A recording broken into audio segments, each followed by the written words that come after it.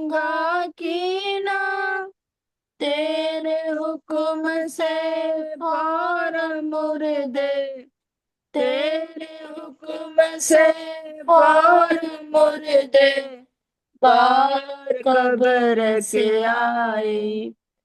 तेरे हुक्म से फौरन मुर्दे बाहर कब्र से आई। नैया पार लगा मेरी, नैया पार लगा यीशु जी। बीच भंवर के हूँ मेरी, मदद को आ यीशु जी। बीच भंवर के हूँ मेरी, मदद को आ यीशु जी।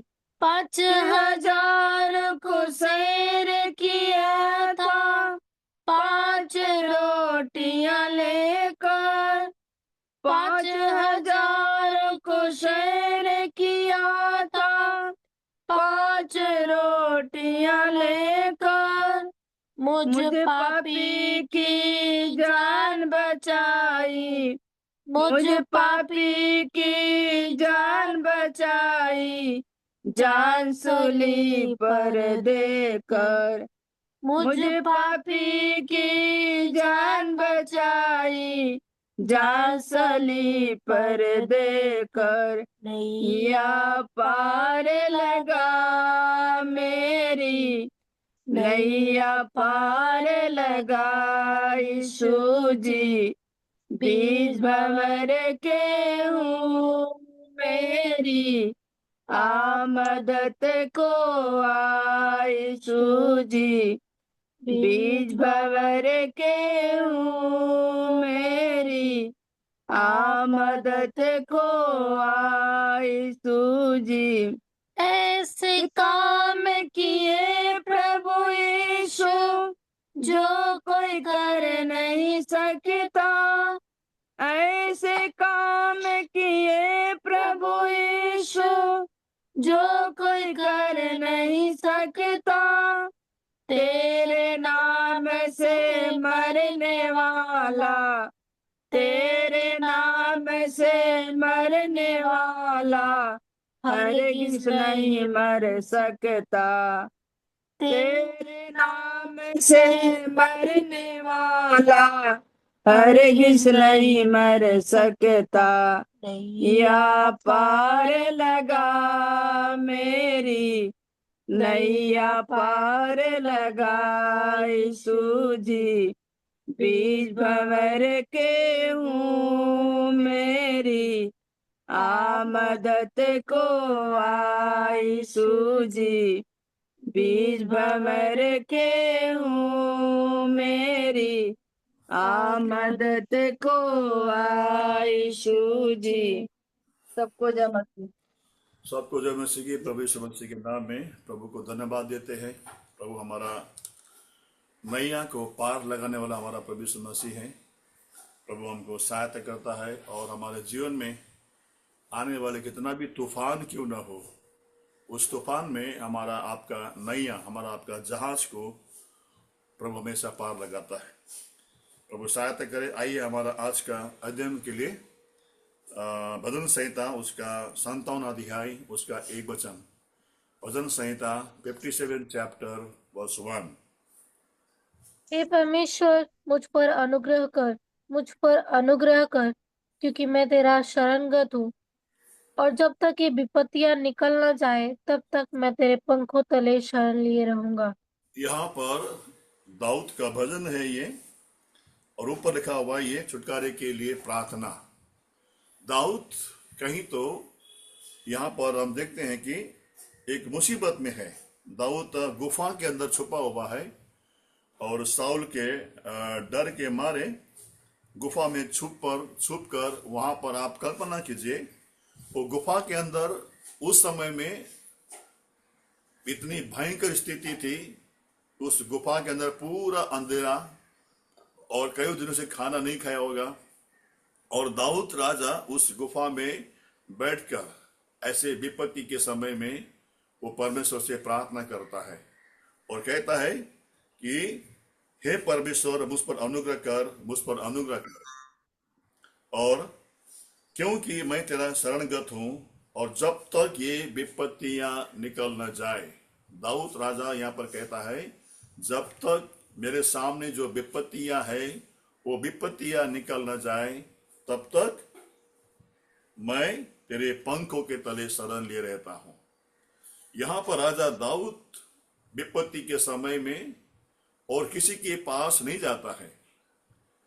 विपत्ति के समय में वो प्रभु के पास में आकर वो कहता है कि हे प्रभु, मेरे सामने जो विपत्तियां हैं, मेरे सामने जो चुनौतियां हैं, जब तक ये विपत्तियां टल न जाए, जब तक ये विपत्तियां मेरे सामने दूर न हो जाए, तब तक मुझे तेरे पंखों के तले छिपाए रख। क्योंकि दाऊद राजा को मालूम है कि परमेश्वर के पंखों के तले रहना मेरे लिए कितना भला है और कितना अच्छा है। संसार के मनुष्य के पास जाने से, या संसार में जो अपनों के पास जाने से, या संसार में जो भरोसेमंद जिसको हम भरोसा करते हैं उसके पास जाने के बजाय सबसे बेस्ट, सबसे असल हमारे आपके लिए क्या है? हमें और आपको प्रभु के चरण में आके प्रभु से कहना है कि हे प्रभु, जो विपत्तियां मेरे सामने है, उस विपत्तियां में मुझे आपके पंख तले मुझे छिपा कर रख। आज हमारे सामने ऐसे ही विपत्तियां हैं। कई तरह की खबर को हम सुनते हैं।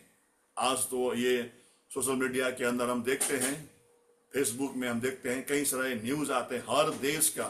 आज इंडिया का कोने कोने का न्यूज को, खबर को हम सुनते हैं, और वो खबर सुनने के बाद में कभी हमारा मन घबराता है, हमारा मन कभी कभी निराश होता है, अभी क्या होगा, आगे क्या होगा। लेकिन एक बात हमको जानना है कि प्रियो, संसार में जो विपत्तियां आती है, संसार में जो चुनौतियां हमारे जीवन में आती है, वो परमेश्वर के अनुमति के बिना कोई भी नहीं आता है।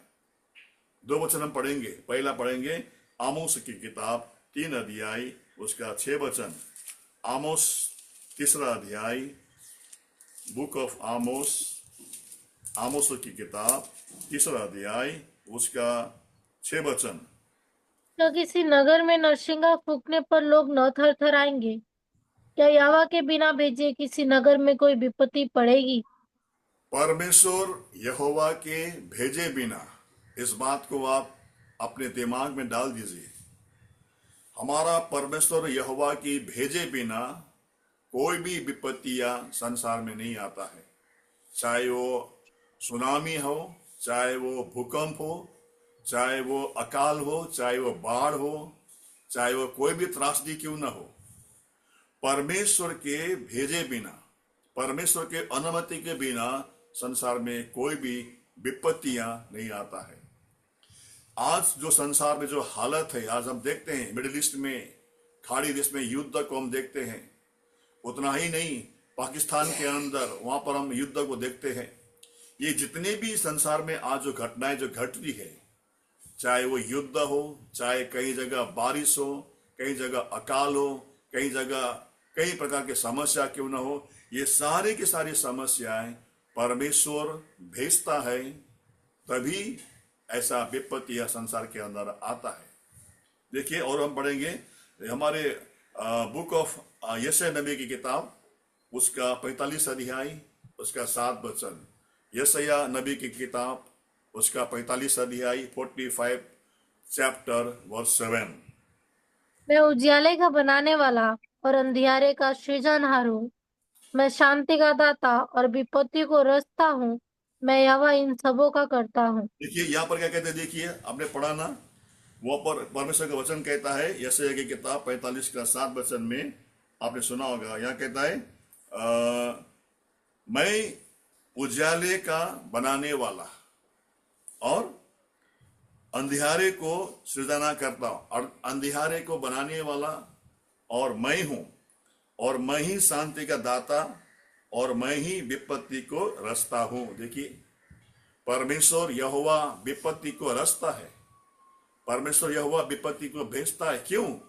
क्योंकि जब जब संसार के अंदर पाप का अधिकता होता है, आज हम देखते हैं कि संसार के अंदर पाप इतनी भयंकर बढ़ रहा है संसार के अंदर।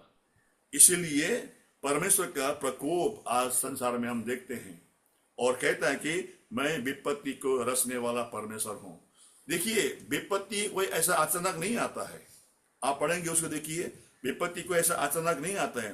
अय्यूब की किताब, अय्यूब उसका 5 अध्याय उसका 6 वचन, अय्यूब की किताब 5 अध्याय 6 वचन। विपत्तियां जो भी संसार में आते हैं, ऐसा कोई अपने आप नहीं आता है। क्योंकि पढ़िए। विपत्ति धूल से उत्पन्न नहीं होती और न कष्ट भूमि में से उगता है। हाँ, देखिए वचन स्पष्ट कहता है हमारे लिए, विपत्तियां कोई धूल से नहीं उड़ता है और कष्ट कोई जमीन या कैसे नहीं आता है। ये विपत्तियां जो हमारे सामने आज जो विकराल समस्या विपत्तियां है, वो प्रभु के भेजे हुए हैं। क्योंकि वचन कहता है कि संसार के अंदर एक भी परमेश्वर की अनुमति के बिना एक पत्ता भी नहीं हिलता है। तो ये सारे विपत्ति को रचने वाला, विपत्ति को बनाने वाला और विपत्ति को भेजने वाला परमेश्वर यहोवा ही है। मगर दाऊद क्या कहता है कि हे परमेश्वर यहोवा, जब तक ये विपत्तियां मेरे सामने से दूर न हो जाएं, तब तक मैं तेरे पंखों के तले में अपने आप रखता हूं। मैं यहाँ पर क्या पढ़ बैठा उसको, वचन का किताब 57 अध्याय उसका 1 वचन। हे परमेश्वर, मुझ पर अनुग्रह कर, मुझ पर अनुग्रह कर, क्योंकि मैं तेरा शरणगत हूँ। और जब तक ये विपत्तियां निकल न जाए, तब तक मैं तेरे पंखों तले शरण लिए रहूंगा। यहाँ पर वचन को ध्यान से पढ़िए। वहां पर लिखा हुआ है, जब तक ये विपत्तियां निकल न जाए, तब तक मैं तेरे पंखों के तले शरण लिए रहूंगा। क्या लिखा वहां पर? मैं जब तक ये विपत्तियां टल न जाए प्रभु, तब तक मैं तेरे पंखों के तले शरण लिए रहूंगा। ये कौन करना है? हमें करना है प्रिय भाई। परमेश्वर बार बार हमें और आपको आपसे प्रेम करता है। देखिए लूका की किताब 13 अध्याय में आइए। परमेश्वर हमेशा हम सबको अपने पंखों के तले रखना चाहता है, लेकिन हम ऐसा इंसान है, हम ऐसा स्वार्थी लोग हैं। हम बार बार, देखिए पढ़ेंगे लूका की किताब, लूका की किताब उसका 13 अध्याय उसका 34 वर्ष। लूका रचित सुसमाचार 13 चैप्टर 34 वर्ष, 13 का 34। पढ़ बेटा। हे यरूशलेम, तू जो भविष्यद्वक्ताओं को मार डालता है और जो तेरे पास भेजे गए उन पर पथराव करता है, कितनी ही बार मैंने यह चाहा कि जैसे मुर्गी अपने बच्चों को अपने पंखों के नीचे इकट्ठा करती है, वैसे ही मैं भी तेरे बालकों को इकट्ठा करूं, पर तुमने यह नहीं चाहा। यहाँ पर पढ़ते हम लोग, देखिए कितने ही बार मैंने यह चाहा, जैसे मुर्गी अपने बच्चों को अपने पंख के नीचे इकट्ठा करती है। देखिए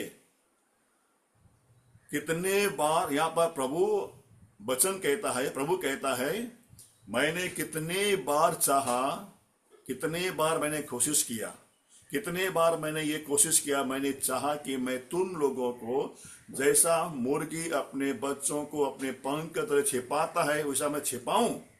मगर क्या कहते हैं, क्या बेटा उसने क्या बोला? पर तुमने यह न चाहा। ये हमारा स्थिति है प्रिय भाई। परमेश्वर ने बार बार हमको आपको विपत्ति के समय के अंदर अपने पंख के तले छिपाना चाहता है, इकट्ठा करता है। मगर वचन क्या कहता है? तुमने कभी नहीं चाहा। हम और आप इतना खुदगर्ज है, हम और आप इतना निकम्मे हैं, हम इतना नालायक है प्रियो, हम इतना स्वार्थी हैं, परमेश्वर के प्रेम को हम भूल जाते हैं। परमेश्वर की प्रेम को भूलते हुए हम बार बार उस पंख के बाहर आते हुए हम लोग, अब मान लीजिए एक मुर्गी है ना, एक मुर्गी का जब 15-20 बच्चे रहते हैं, मुर्गी के बच्चे रहते हैं, छोटा छोटा बच्चे रहते हैं, पिल्लू रहते हैं। जब ये मुर्गी अपने बच्चों को चराने के लिए बाहर मैदान में लेके जाते हैं, अचानक आकाश में चील आता है, उकाब आता है या कौवा आता है, तो बच्चे क्या उसको उसको जो मुर्गी जो है आवाज देते हैं, तो सारे के सारे बच्चे भाग के आते हैं और मुर्गी के अपने माँ के पंख के तले वो बैठ जाते हैं। आप देखिए वहां पर, कभी भी ध्यान दीजिए आप, कितने 15-20 बच्चे में कभी ध्यान दीजिए, वो माँ के पंख के तले बैठा हुआ है, लेकिन वो अपने मुंडी है ना बाहर निकालते, माँ के पंख से बाहर निकालते, उसको देखना है बाहर है ना। आपने कभी याद किया होगा इस बात को। 15-20 बच्चे में ऐसा दो एक बच्चे रहते हैं, हमेशा अपने मुंडी को बाहर निकालते हैं और माँ के उससे ऐसे बाहर निकल के देखते हैं। उसमें से और एक दो बच्चे ऐसा होता है मालूम है, वो पंखों के बाहर निकल जाते हैं। क्या होता है, अगर जिसने मुंडी बाहर निकल के देख रहा है वो ठीक है, मगर जो पंख के तले बाहर जाएगा ना, क्या होता है, वो कौवा या उकाब उसको ऐसा डाई मार के उसको उठा के उसको लेके जाता है। ठीक वैसा ही प्रियो हमें और आपको भी, यदि हम ऐसे विपत्ति के समय में, ऐसे संकट के समय में, हमारे आपके लिए सबसे असल, सबसे उत्तम स्थान है प्रभु के पंखों के तले हमको रहना। वो क्या है, वो हमारा संगति। प्रभु के पंख क्या है, हमारा आपका संगति, हमारा आपका प्रार्थना का संगति, ऐसे हमारा संगति। तो क्या होता है मालूम है, कभी कभी हम और आप इतने नालायक है, हम लोग हैं, कभी कभी हम संगति से हम बाहर जाते, प्रभु घर से बाहर जाते हैं, तो प्रियो वो विपत्ति का जो मार हमारे ऊपर पड़ता है। इसीलिए कितने बार मैंने चाहा तुम लोगों को मैं उस मुर्ग के समान अपने बच्चों को इकट्ठा करूं, लेकिन तुमने नहीं चाहा। वो प्रियो हमारे आपके जीवन में आज जो जो विपत्ति है हमारे सामने घूम रहा है, मंडरा रहा है, इसका आगे इसका रूप कैसा होगा किसी को नहीं मालूम, आगे क्या होगा किसी को नहीं मालूम। मगर हमारे आपके लिए सबसे उत्तम आशा क्या है, हमारे प्रभु के पंख के तले हम अगर बैठे रहेंगे प्रियो, जब तक ये विपत्तियां टल न जाए। परमेश्वर अपने बच्चों को हमेशा अपने पंख के तले छिपा रहे। वो पंख क्या है, वो हमारा आपका संगति। आज हम संगति में नहीं आते हैं, हम प्रार्थना में नहीं आते हैं, आराधना में नहीं आते हैं, हम प्रार्थना नहीं करते, आराधना नहीं करते, हम वचन नहीं पढ़ते हैं प्रियो। हम हमेशा उस पंख के, हम लोग पंख के नीचे तो है हम लोग, लेकिन मुंडी बाहर निकल के हम देखते हैं। कभी कभी क्या होता है, हम उस पंख के जो उसका नीचे हम बैठे हुए, हम लोग निकल के बाहर जाते हैं, तो सारे विपत्तियां हमारे पर आती है प्रिय भाई। इसीलिए हमारे आपके लिए सबसे अच्छा तरीका क्या है, हमारा आपके अच्छा स्थान कौन सा है प्रियो, प्रभु का चरण में हमको रहना है, प्रभु के पंख के तरह हमको रहना है प्रियो, ये जब तक ये विपत्ति टल न जाए। देखिए हमारा परमेश्वर का भजन की किताब 27 चैप्टर उसका 5 पद, भजन संहिता 27 अध्याय उसका 5 पद।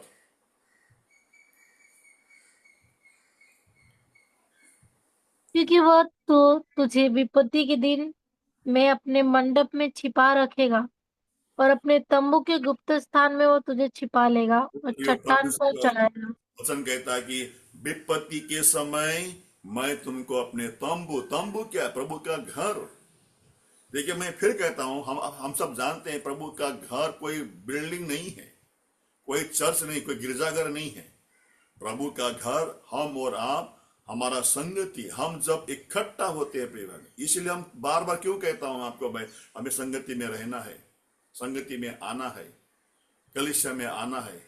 कलीसिया तो एक खाली घर है प्रियो। हम जब इकट्ठा होकर हम लोग एक साथ मिलकर प्रभु की स्तुति करते हैं, प्रभु के वचन को मनन करते हैं, एक साथ मिलकर हम प्रार्थना करते हैं, प्रभु के बारे में बातें करते, वो हमारा संगति होगा, प्रभु का घर है वो हमारे आपके लिए जरूरी है। यदि हम और आप प्रभु के घर के अंदर अगर नहीं है, संगति में नहीं आते हैं, प्रार्थना में नहीं आते हैं, आराधना में नहीं आते हैं, हम केवल घर में बैठते हैं, घर में बैठ कर प्रार्थना, वो नहीं होगा। हमारे आपके लिए वचन कहता है कि मैं परमेश्वर के मंडप में हमको प्रभु क्या करता है, छिपाता है। तो प्रियो यदि हम और आप प्रभु के संगति में बने रहते हैं, संगति में लगे रहते हैं, तो परमेश्वर का वचन कहता है कि ये बाहर का जो विपत्तियां हैं हमारे आपके ऊपर, इसका प्रभाव, उसका जो प्रभाव हमारे पर नहीं पड़ता, क्योंकि हम प्रभु के पंख के तले नीचे हैं। दूसरा, भजन संहिता की किताब 37 चैप्टर उसका 19 पद, भजन संहिता 37 चैप्टर 19 वर्स। विपत्ति के समय उनकी आशा न टूटेगी और वे लज्जित न होंगे। और अकाल के दिनों में वे तृप्त हो रहेंगे। ये परमेश्वर का जन यदि हम प्रभु के भवन के अंदर रहेंगे तो हम कभी लज्जित हम नहीं होंगे। हम, ये प्रभु का वचन है प्रियो। प्रभु का वचन कहता है, एक बार फिर पढ़ बेटा। विपत्ति के समय उनकी आशा न टूटेगी। पहली बात, और विपत्ति के समय हमारी आशा नहीं टूटेगी। यदि हम विपत्ति के समय प्रभु के घर में बने रहते हैं, संगति में बने रहते हैं, प्रभु के पंख के तले हम छिपे रहते हैं प्रियो, हमारे और आपका आशा कभी नहीं टूटेगी। पहली बात। दूसरा, और वे और न वे लज्जित होंगे। दूसरी बात, हम कभी लज्जित नहीं होंगे प्रियो। यदि हम और आप प्रभु के घर में बने रहते हैं, संगति में बने रहते हैं, प्रभु के पंख के तरह हम नीचे छिपे रहते हैं, पहला, हमारा आशा नहीं टूटेगी। दूसरा, हमें कभी लज्जित होना नहीं पड़ेगा। तीसरा, वे अकाल के दिनों में तृप्त रहेंगे। ये देखिए, अकाल के दिनों में तृप्त रहेंगे। प्रियो, हमारे आपके लिए सबसे बड़ी आशा, इससे बड़ा आशा और कोई नहीं संसार के अंदर प्रिय है। हमारा परमेश्वर कहता है कि हमको हमारी आशा नहीं टूटेगी, हमको लज्जित होना नहीं पड़ेगा, और अकाल के समय भी हम तृप्त होंगे। प्रभु के लोगों को प्रभु परमेश्वर भूखा नहीं रखता है, मगर कब? जब हम और आप संगति में प्रभु के पंख के तले हम अपने आप को लेके आते हैं। इसलिए प्रभु कहता है, कितनी बार मैंने चाहा तुम लोगों में अपने पंख के तले छिपाऊं, तुमने नहीं चाहा। हम चाहते ही नहीं है। हम तो या तो उस पंख के से अंदर मुंडी बाहर निकालते हैं, या तो हम उस पंख के से बाहर हम चले जाते हैं। इसलिए हमारे जीवन क्या होता है? समस्या होता है। इसलिए आगे, और 94:13 भजन का किताब, भजन संहिता 94 अध्याय उसका 13 वचन। क्योंकि तू उसको विपत्ति के दिनों में उस समय तक चैन देता रहेगा जब तक दुष्टों के लिए गड्ढा नहीं खोदा जाता। वो प्रियो, हमारा परमेश्वर का वचन कहता है कि हमें और आपको विपत्ति में तब तक हमको चैन देगा, हमें शांति देगा, हमें कोई कमी कटी नहीं होगा। हमारा आपका काम क्या है? दाऊद कहता है, तब तक मैं तेरे पंखों के तले शरण लिए रहूंगा। ये हमारा काम है प्रियो, हमको लिए रहना है। हमारा काम, हमारा और से हमको काम करना है।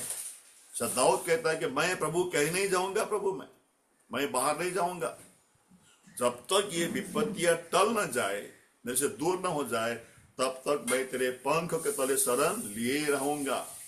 ये हमारा आपका कर्तव्य है, हमारा आपका काम है, हमारा आपके ऊपर निर्भर करता है। हम क्या करेंगे, हम क्या करने वाले हैं? क्या मैं प्रभु के पंख के तले में अपने आप को छिपाया रखूंगा या नहीं रखूंगा? ये हमारा जिम्मेदारी है। ये हमारे आपके और हमारा आपका ऊपर हमारा क्या है? ये हमारा काम है। ये यदि हम अपने आप को पंख के तले छिपा के रखेंगे तो हम सुरक्षित है, हमें कोई डर नहीं है, हमें हमारी आशा नहीं टूटेगी, हमें लज्जित होना नहीं पड़ेगा, और अकाल के समय भी परिश्रम को तृप्त करता है। प्रभु के लोगों के लिए कितना बड़ा ये धन्यता है, प्रभु के लोगों के लिए कितना बड़ा ये हमारे आपके लिए आशा है प्रिय भाइयों, कि सृष्टिकर्ता परमेश्वर हमारा प्रभु, अब उसके चरणों में हम बने रहेंगे तो ये सारे विपत्तियां भले कितना भी, देखो ना भजन की किताब उसका 46 चैप्टर, भजन संहिता 46 उसका 2 वचन। इस कारण हमको कोई भय नहीं, चाहे पृथ्वी उलट जाए और पहाड़ समुद्र के बीच में डाल दिए जाए। हाँ, हमें कोई भय नहीं है। हमको डरना क्यों है प्रियो? हमें डरना क्यों है? हमें भय क्यों खाना है? क्यों खाना है भाई? क्योंकि परमेश्वर हमारे संग में है। वो यहाँ पर भजन करता कहता है, इस कारण हमको कोई भय नहीं है, चाहे पृथ्वी उलट जाए। आज तो पृथ्वी की लड़ाई है ना? क्यों लड़ाई है? और खाड़ी के देश में जो ऑयल का जो भंडार में आग लगा हुआ है, या तो दाऊद कहता है पृथ्वी उल्टा भी हो जाएगा ना, मुझे डर नहीं है। और कहता है आगे, पहाड़ समुद्र के बीच में डाल दिया जाए, मुझे कोई डर नहीं है, कोई डर नहीं है। क्या आप डरते हो प्रियो? क्या आपका डर है? यहाँ पर दाऊद कहता है मुझे कोई डर नहीं है। क्यों?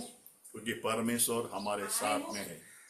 परमेश्वर हमारे साथ में है और जगत के अंत तक परमेश्वर हमारे साथ में रहेगा। इसीलिए हमें प्रार्थना करना है कि प्रभु प्रभु जब तक ये विपत्तियां टल न जाए, मैं तेरे पंख के तले शरण में ले रहूंगा। प्रभु सहायता करे हमारे आपके जीवन में। ये जो सारी जो विपत्तियां हैं इसको देख हमें डरना नहीं है, लेकिन हमें प्रभु के चरण में आके, प्रभु के पंख के तले आके हमको शरण लेना है। हमें कोई भय नहीं है।